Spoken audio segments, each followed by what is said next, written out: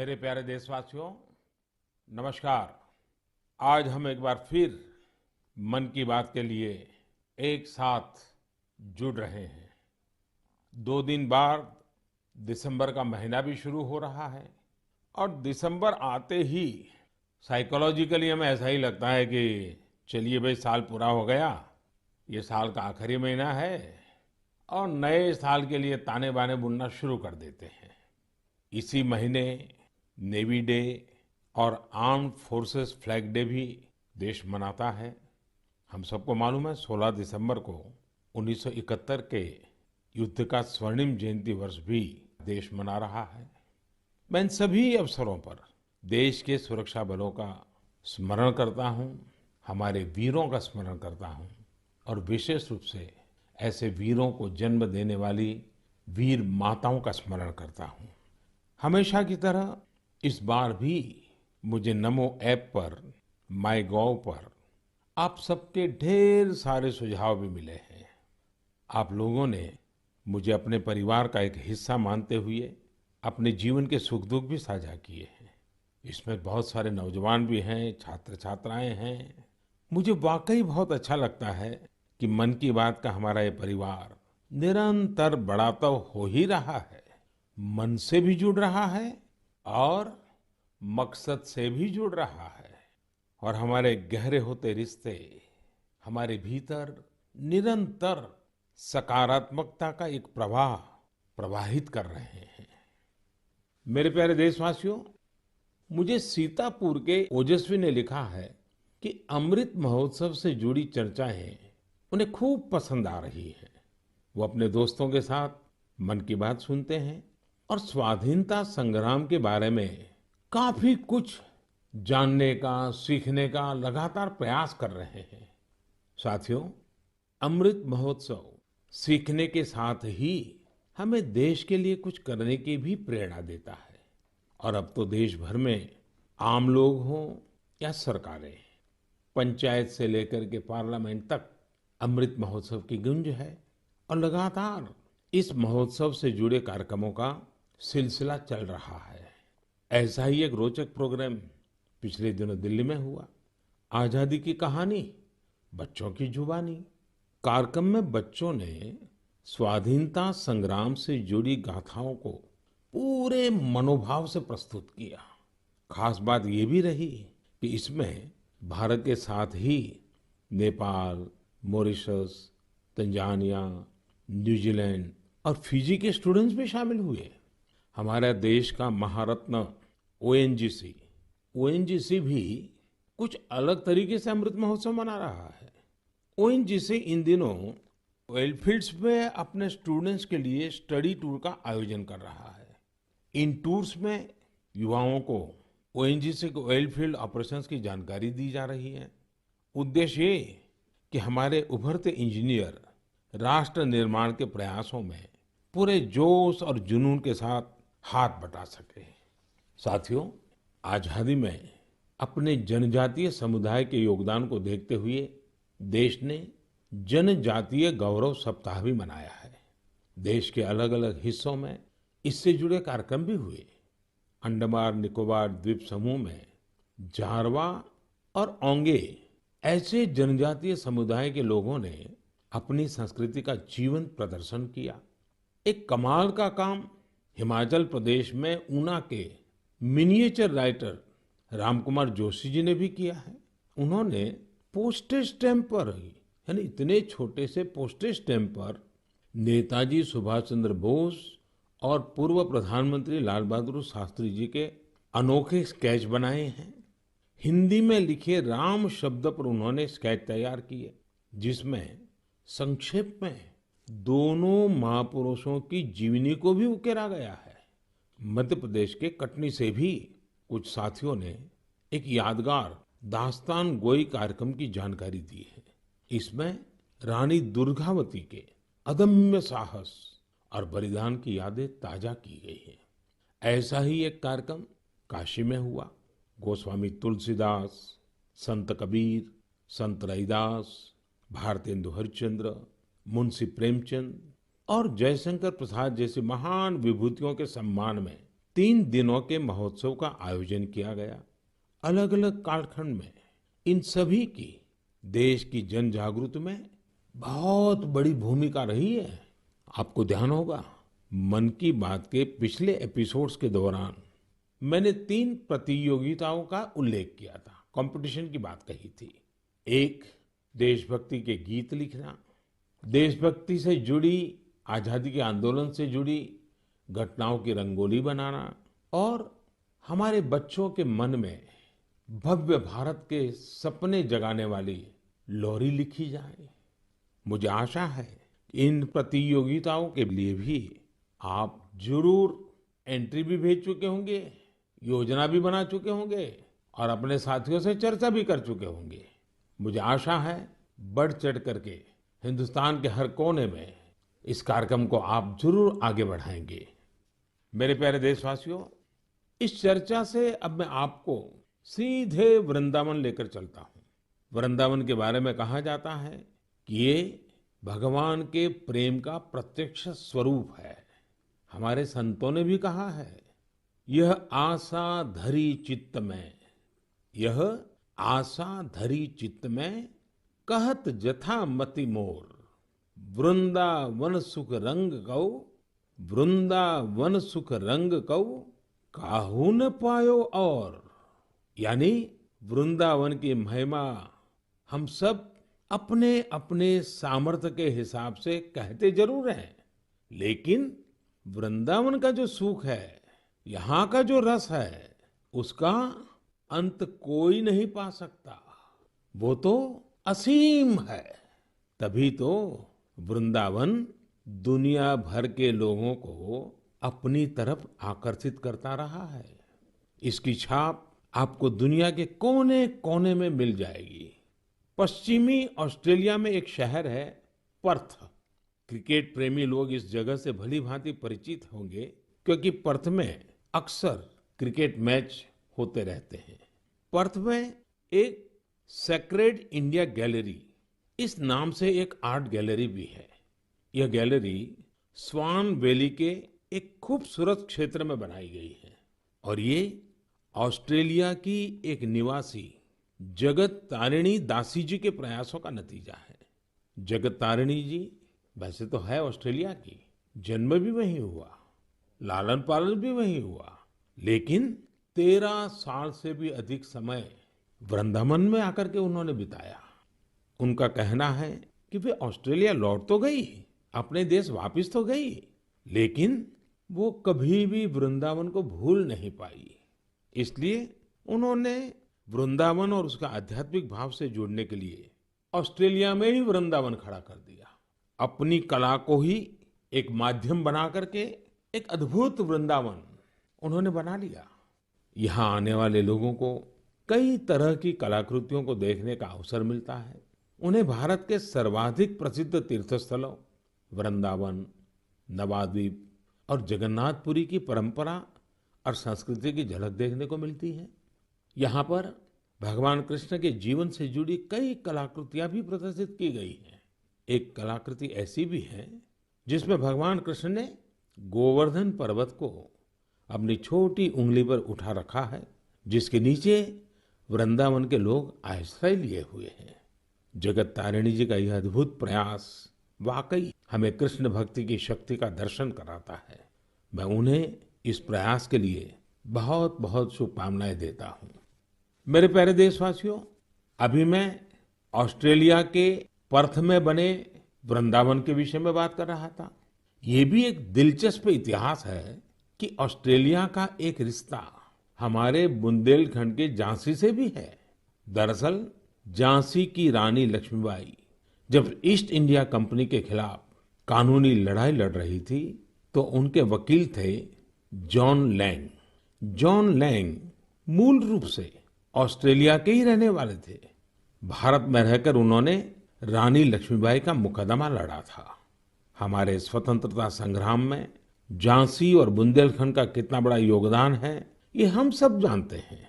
यहाँ रानी लक्ष्मीबाई और झलकारी बाई जैसी वीरांगनाएं भी हुई और मेजर ध्यानचंद जैसे खेल रत्न भी इस क्षेत्र ने देश को दिए हैं।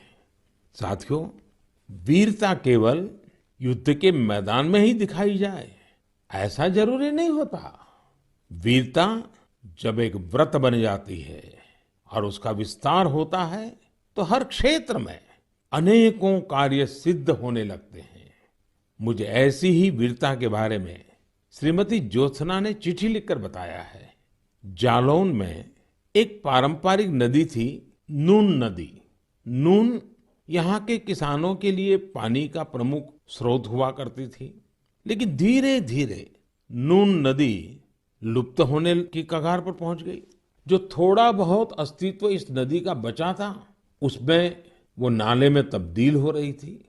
इससे किसानों के लिए सिंचाई का भी संकट खड़ा हो गया था। जालौन के लोगों ने इस स्थिति को बदलने का बीड़ा उठाया। इसी साल मार्च में इसके लिए एक कमेटी बनाई गई। हजारों ग्रामीण और स्थानीय लोग स्वतः स्फूर्त इस अभियान से जुड़े। यहाँ की पंचायतों ने ग्रामीणों के साथ मिलकर काम करना शुरू किया और आज इतने कम समय में और बहुत कम लागत में ये नदी फिर से जीवित हो गई है। कितने ही किसानों को इसका फायदा हो रहा है। युद्ध के मैदान से अलग वीरता का ये उदाहरण हमारे देशवासियों की संकल्प शक्ति को दिखाता है और ये भी बताता है कि अगर हम ठान ले तो कुछ भी असंभव नहीं है। और तभी तो मैं कहता हूं, सबका प्रयास। मेरे प्यारे देशवासियों, जब हम प्रकृति का संरक्षण करते हैं तो बदले में प्रकृति हमें भी संरक्षण और सुरक्षा देती है। इस बात को हम अपने निजी जीवन में भी अनुभव करते हैं और ऐसा ही एक उदाहरण तमिलनाडु के लोगों ने व्यापक स्तर पर प्रस्तुत किया है। ये उदाहरण है तमिलनाडु के तूतुकुड़ी जिले का। हम जानते हैं कि तटीय इलाकों में कई बार जमीन के डूबने का खतरा रहता है। तूतुकुड़ी में भी कई छोटे आइलैंड और टापू ऐसे थे जिनके समुद्र में डूबने का खतरा बढ़ रहा था।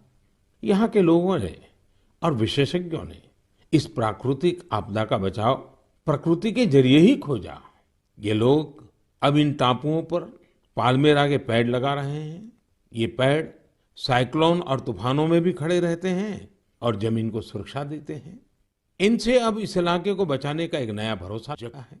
साथियों, प्रकृति से हमारे लिए खतरा तभी पैदा होता है जब हम उसके संतुलन को बिगाड़ते हैं या उसकी पवित्रता नष्ट करते हैं। प्रकृति माँ की तरह हमारा पालन भी करती है और हमारी दुनिया में नए नए रंग भी भरती है। अभी मैं सोशल मीडिया पर देख रहा था, मेघालय में एक फ्लाइंग बोट की तस्वीर खूब वायरल हो रही है। पहली ही नजर ये तस्वीर हमें आकर्षित करती है। आप में से भी ज्यादातर लोगों ने इसे ऑनलाइन जरूर देखा होगा। हवा में तैरती इस नाव को जब हम करीब से देखते हैं तब हमें पता चलता है कि ये तो नदी के पानी में चल रही है। नदी का पानी इतना साफ है कि हमें उसकी तलहटी दिखती है और नाव हवा में तैरती सी लगने लग जाती है। हमारे देश में अनेक राज्य हैं, अनेक क्षेत्र हैं जहाँ के लोगों ने अपनी प्राकृतिक विरासत के रंगों को संजोकर रखा है। इन लोगों ने प्रकृति के साथ मिलकर रहने की जीवन शैली आज भी जीवित रखी है। ये हम सब के लिए भी प्रेरणा है। हमारे आसपास जो भी प्राकृतिक संसाधन है, हम उन्हें बचाएं, उन्हें फिर से उनका असली रूप लौटाएं। इसी में हम सबका हित है, जग का हित है। मेरे प्यारे देशवासियों, सरकार जब योजनाएं बनाती है, बजट खर्च करती है, समय पर परियोजनाओं को पूरा करती है, तो लोगों को लगता है कि वो काम कर रही है। लेकिन सरकार के अनेक कार्यों में, विकास के अनेक योजनाओं के बीच मानवीय संवेदनाओं से जुड़ी बातें हमेशा एक अलग सुख देती है। सरकार के प्रयासों से, सरकार की योजनाओं से कैसे कोई जीवन बदला, उस बदले हुए जीवन का अनुभव क्या है, जब ये सुनते हैं तो हम भी संवेदनाओं से भर जाते हैं। यह मन को संतोष भी देता है और उस योजना को लोगों तक पहुंचाने की प्रेरणा भी देता है। एक प्रकार से ये स्वांतः सुखाई तो है। और इसलिए आज मन की बात में हमारे साथ तो ऐसे साथी भी जुड़ रहे हैं जो अपने हौसलों से एक नया जीवन जीत कर आए हैं। इन्होंने आयुष्मान भारत योजना की मदद से अपना इलाज कराया और एक नई जिंदगी की शुरुआत की है।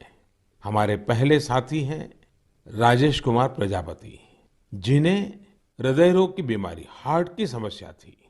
तो आइए राजेश जी से बात करते हैं। राजेश जी नमस्ते। नमस्ते सर, नमस्ते। आपकी राजेश जी बीमारी क्या थी? फिर किसी डॉक्टर के पास गए होंगे, मुझे जरा समझाइए। स्थानीय डॉक्टर ने कहा होगा, फिर किसी और डॉक्टर के पास गए होंगे, फिर आप निर्णय नहीं करते होंगे या करते होंगे, क्या क्या होता था? जी, मुझे हार्ट में प्रॉब्लम सर आ गई थी। मेरे सीने में जलन होती थी सर। हम्म। फिर मैंने डॉक्टर को दिखाया। डॉक्टर ने पहले तो बताया हो सकता बेटा तुम्हारे एसिड होगी। हम्म। तो मैंने काफी दिन एसिड की दवाई कराई।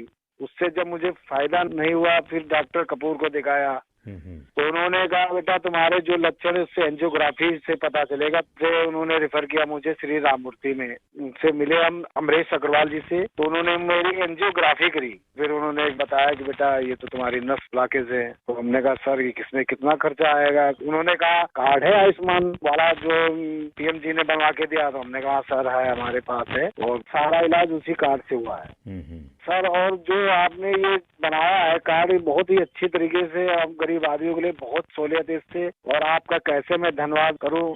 आप करते क्या है राजेश जी? सर मैं इस समय तो प्राइवेट नौकरी करता हूं सर। और आयु कितनी है आपकी? मेरी 49 साल है सर। इतनी छोटी आयु में आपको हार्ट का ट्रबल हो गया?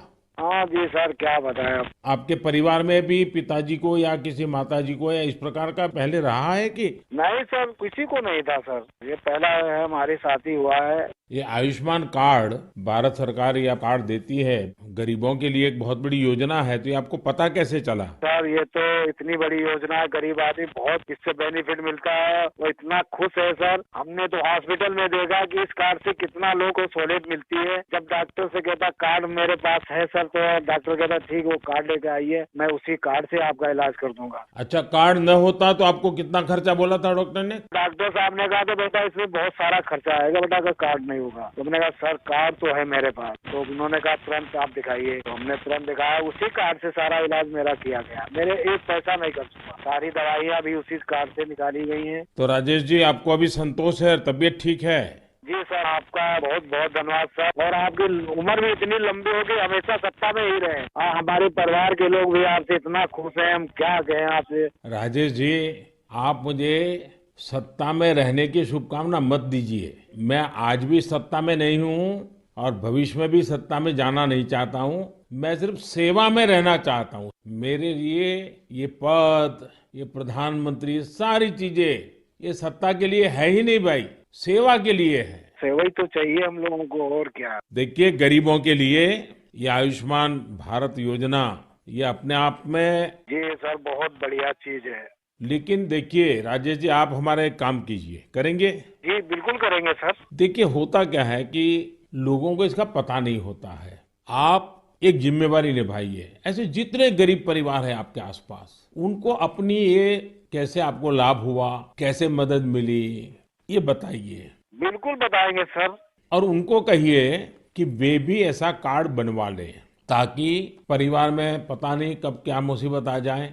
और आज गरीब दवाई के कारण परेशान रहे, ये तो ठीक नहीं है। अब पैसों के कारण वो दवाई न ले या बीमारी का उपाय न करे, तो ये भी बड़ी चिंता का विषय है। और गरीब को तो क्या होता है, जैसे आपको ये हार्ट का प्रॉब्लम हुआ, तो कितने महीने तक आप काम ही नहीं कर पाए होंगे। हम तो 10 कदम नहीं चल पाते, जीना नहीं चढ़ पाते थे सर। बस, तो आप राजेश जी मेरे एक अच्छे साथी बनके जितने गरीबों को आप ये आयुष्मान भारत योजना के संबंध में समझा सकते हैं, वैसे बीमार लोगों की मदद कर सकते हैं। देखिए, आपको भी संतोष होगा और मुझे बहुत खुशी होगी कि चलिए भाई, एक राजेश जी की तबीयत तो ठीक हुई, लेकिन राजेश जी ने सैकड़ों लोगों की तबीयत ठीक करवा दी।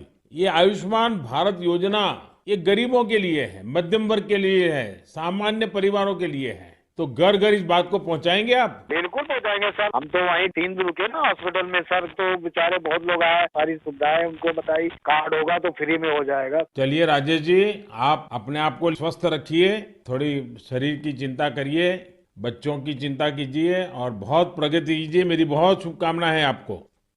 साथियों, हमने राजेश जी की बातें सुनी। आइए अब हमारे साथ सुख देवी जी जुड़ रही हैं। घुटनों की समस्या ने उन्हें बहुत परेशान कर दिया था। आइए हम सुख देवी जी से पहले उनके दुख की बात सुनते हैं और फिर सुख कैसे आया वो समझते हैं। सुखदेवी जी नमस्ते, आप कहाँ से बोल रही हैं? दाऊदपुरा से। कहाँ पड़ता है ये? मथुरा में। मथुरा में। फिर तो सुखदेवी जी आपको नमस्ते भी कहना है और साथ साथ राधे राधे भी कहना होगा। हाँ, राधे राधे। अच्छा, हमें सुना कि आपको तकलीफ हुई थी, आपका कोई ऑपरेशन हुआ, जरा बताएंगे क्या बात है? हाँ, मेरा घुटना खराब हो गया था तो ऑपरेशन हुआ है मेरा प्रयाग हॉस्पिटल में। आपकी आयु कितनी है सुखदेवी जी? उम्र 40 साल। 40 साल और सुखदेव नाम और सुखदेवी को बीमारी हो गई? बीमारी तो मुझे 15-16 साल से लग गई। अरे बाप रे, इतनी छोटी आयु में घुटने आपके खराब हो गए? वो गठियाबाई बोलते हैं, जो जोड़ों में दर्द थे, कहते हैं घुटना खराब हो गई। तो 16 साल से 40 साल की उम्र तक आपने इसका इलाज ही नहीं करवाया? नहीं करवाया था। दर्द की दवाई खाते रहे, छोटे मोटे डॉक्टरों ने कहते, देसी दवाई है, वैसी दवाई है, थैला छाप डॉक्टरों ने कहते, उनसे घुटना चलवे पे ही खराब हो गई। 1-2 किलोमीटर पैदल चली मैं तो घुटना खराब हो गई मेरी। तो सुखदेव जी ऑपरेशन का विचार कैसे आया? उसके पैसों का क्या प्रबंध किया, कैसे बना ये सब? मैंने वो आयुष्मान कार्ड से इलाज करवाया है तो मैंने। आपको आयुष्मान कार्ड मिल गया था? हाँ। और आयुष्मान कार्ड से गरीबों को मुफ्त में उपचार होता है, पता था? स्कूल में मीटिंग हो रही थी, माँ से हमारे पति को पता चला तो कार्ड बनवाया मेरे नाम से। हाँ। फिर इलाज करवाया कार्ड से और मैंने कोई पैसा नहीं लगाया, कार्ड से ये इलाज हुआ है मेरा, खूब बढ़िया इलाज हो गया है। अच्छा, डॉक्टर ने पहले अगर कार्ड न होता तो कितना खर्चा बताते थे? 2.5 लाख रुपए, 3 लाख रुपए। 6-7 साल से पड़ी हूँ खाट में। ये कहती थी, ये भगवान मुझे ले तो मुझे नहीं जीना। 6-7 साल से खाट में थी? बाप रे बाप। हाँ। ओहो। बिल्कुल उठा बैठा नहीं जाते, बच्चे बैठाते। तो अभी आपका घुटना पहले से अच्छा हुआ है? मैं खूब घूमती हूँ, फिरती हूँ, किचन का काम करती हूँ, घर का काम करती हूँ, बच्चों को खाना बना के देती हूँ। तो मतलब आयुष्मान भारत का कार्ड आपको सचमुच में आयुष्मान बना दिया। बहुत बहुत धन्यवाद।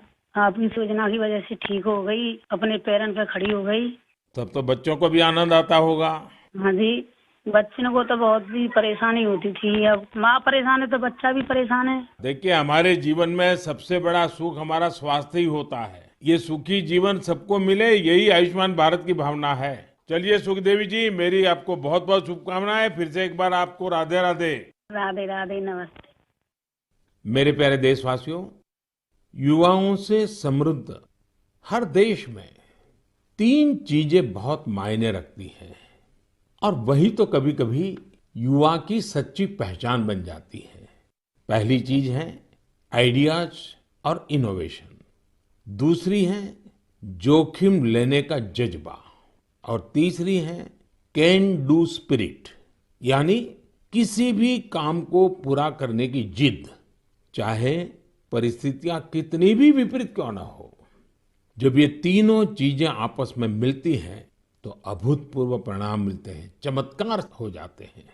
आजकल हम चारों तरफ सुनते हैं स्टार्टअप स्टार्टअप स्टार्टअप। सही बात है, ये स्टार्टअप का युग है और ये भी सही है कि स्टार्टअप की दुनिया में आज भारत विश्व में एक प्रकार से नेतृत्व कर रहा है। साल दर साल स्टार्टअप को रिकॉर्ड निवेश मिल रहा है। ये क्षेत्र बहुत तेज रफ्तार से आगे बढ़ रहा है। यहाँ तक कि देश के छोटे छोटे शहरों में भी स्टार्टअप की पहुंच बढ़ी है।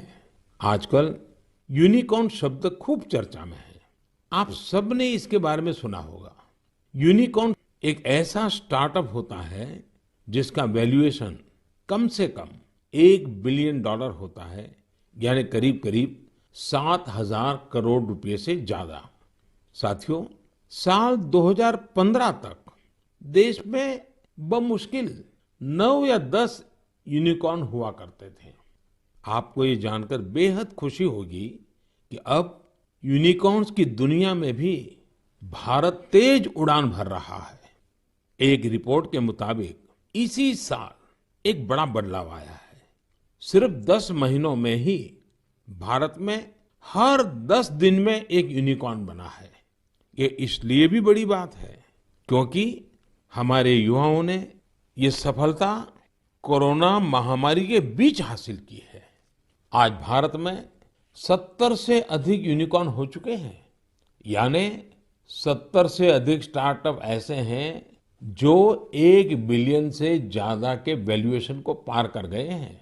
साथियों, स्टार्टअप की इस सफलता के कारण हर किसी का उस पर ध्यान गया है और जिस प्रकार से देश से, विदेश से, निवेशकों से उसे समर्थन मिल रहा है, शायद कुछ साल पहले उसकी कोई कल्पना भी नहीं कर सकता था।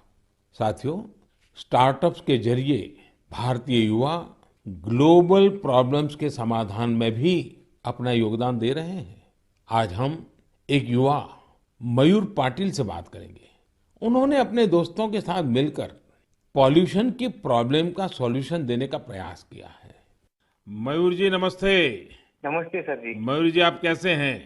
बस बढ़िया सर, आप कैसे हो? मैं बहुत प्रसन्न हूँ। अच्छा, मुझे बताइए कि आज आप कुछ स्टार्टअप की दुनिया में हैं। हाँ जी। और वेस्ट में से बेस्ट भी कर रहे हैं। हाँ जी। एनवायरनमेंट का भी कर रहे हैं। थोड़ा मुझे अपने बारे में बताइए, कि काम के बारे में बताइए और इस काम के पीछे आपको विचार कहाँ से आया? तो जब कॉलेज में था तभी मेरे पास मोटरसाइकिल था जिसका माइलेज बहुत कम था और एमिशन बहुत ज्यादा था। वो 2 स्ट्रोक मोटरसाइकिल था। तो एमिशन कम करने के लिए और उसका माइलेज थोड़ा बढ़ाने के लिए मैंने कोशिश चालू किया था कुछ 2011-12 में, और उसका मैंने करीब करीब 62 किलोमीटर पर लीटर तक माइलेज बढ़ा दिया था। तो वहां से मुझे ये प्रेरणा मिली कि कुछ ऐसा चीज बनाएं जो मास प्रोडक्शन कर सकते हैं, तो बाकी बहुत सारे लोगों को उसका फायदा होगा। तो 2017-18 में हम लोगों ने उसका टेक्नोलॉजी डेवलप किया और रीजनल ट्रांसपोर्ट कॉर्पोरेशन में हम लोगों ने 10 बसेस में वो यूज किया उसका रिजल्ट चेक करने के लिए, और करीब करीब हम लोगों ने उसका 40% एमिशन उसका कम कर दिया बसेस में।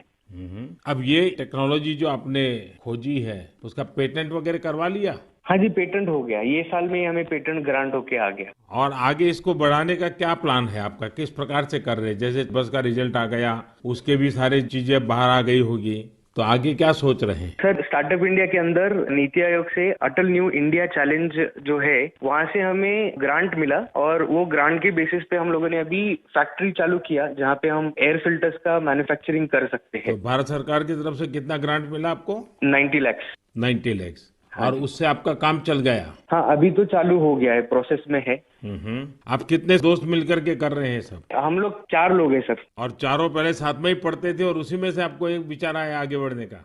हाँ जी, हाँ जी, हम कॉलेज में ही थे, तो कॉलेज में हम लोगों ने ये सब सोचा और ये मेरा आइडिया था कि मेरा मोटरसाइकिल का एटलीस्ट पोल्यूशन कम हो जाए और माइलेज बढ़ जाए। अच्छा, पोल्यूशन कम करते हैं, माइलेज बढ़ाते हैं, तो एवरेज खर्च कितना बचता होगा? सर, मोटरसाइकिल पे हम लोगों ने टेस्ट किया, उसका माइलेज होता 25 किलोमीटर पर लीटर, वो हम लोगों ने बढ़ा दिया 39 किलोमीटर पर लीटर। तो करीब करीब 14 किलोमीटर का फायदा हुआ और उसमें से 40% का कार्बन एमिशंस कम हो गया। और जब बसेस पे किया रीजनल ट्रांसपोर्ट कॉर्पोरेशन में, तो वहाँ पे 10% फ्यूल एफिशिएंसी इंक्रीज हुआ और उसमें भी 35-40% एमिशंस कम हो गया। मयूर, मुझे अच्छा लगा आपसे बात करके और आपके साथियों को भी मेरी तरफ से बधाई दीजिए कि कॉलेज लाइफ में खुद की जो समस्या थी, उस समस्या का समाधान भी आपने खोजा और अब उस समाधान में से जो रास्ता चुना, उसने पर्यावरण की समस्या को एड्रेस करने के लिए आपने बीड़ा उठाया। और ये हमारे देश के युवाओं का ये सामर्थ्य ही है कि कोई भी बड़ी चुनौती उठा लेते हैं और रास्ते खोज रहे हैं। मेरी तरफ से आपको बहुत शुभकामनाएं हैं। बहुत बहुत धन्यवाद। Thank you sir, thank you. साथियों, कुछ सालों पहले यदि कोई कहता था कि वो बिजनेस करना चाहता है या एक कोई नई कंपनी शुरू करना चाहता है, तब परिवार के बड़े बुजुर्ग का जवाब होता था, तुम नौकरी क्यों नहीं करना चाहते? नौकरी करो ना भाई। अरे नौकरी में सिक्योरिटी होती है, सैलरी होती है, झंझट भी कम होती है। लेकिन आज यदि कोई अपनी कंपनी शुरू करना चाहता है तो उसके आसपास के सभी लोग बहुत उत्साहित होते हैं और इसमें उसका पूरा सपोर्ट भी करते हैं। साथियों, भारत की ग्रोथ स्टोरी का यह टर्निंग पॉइंट है, जहां अब लोग सिर्फ जॉब सीकर्स बनने का सपना नहीं देख रहे, बल्कि जॉब क्रिएटर्स भी बन रहे हैं। इससे विश्व मंच पर भारत की स्थिति और मजबूत बनेगी। मेरे प्यारे देशवासियों, आज मन की बात में हमने अमृत महोत्सव की बात की। अमृत काल में कैसे हमारे देशवासी नए नए संकल्पों को पूरा कर रहे हैं, इसकी चर्चा की। और साथ ही दिसंबर महीने में सेना के शौर्य से जुड़े हुए अवसरों का भी जिक्र किया। दिसंबर महीने में ही एक और बड़ा दिन हमारे सामने आता है जिससे हम प्रेरणा लेते हैं। ये दिन है 6 दिसंबर को बाबा साहब आम्बेडकर की पुण्यतिथि। बाबा साहब ने अपना पूरा जीवन देश और समाज के लिए, अपने कर्तव्यों के निर्वहन के लिए समर्पित किया था। हम देशवासी ये कभी न भूलें कि हमारे संविधान की मूल भावना, हमारा संविधान हम सभी देशवासियों से अपने अपने कर्तव्यों के निर्वहन की अपेक्षा करता है। तो आइए हम भी संकल्प लें कि अमृत महोत्सव में हम कर्तव्यों को पूरी निष्ठा से निभाने का प्रयास करेंगे। यही बाबा साहब के लिए हमारी सच्ची श्रद्धांजलि होगी। साथियों, अब हम दिसंबर महीने में प्रवेश कर रहे हैं। स्वाभाविक है अगली मन की बात 2021 की, इस वर्ष की आखिरी मन की बात होगी। 2022 में फिर से यात्रा शुरू करेंगे और मैं हाँ, आपसे ढेर सारे सुझावों की अपेक्षा करता ही रहता हूँ, करता रहूंगा। आप इस साल को कैसे विदा कर रहे हैं, नए साल में क्या कुछ करने वाले हैं, ये भी जरूर बताइए। और हाँ, ये कभी मत भूलना, कोरोना अभी गया नहीं है। सावधानी बरतना हम सबकी जिम्मेवारी है। बहुत बहुत धन्यवाद।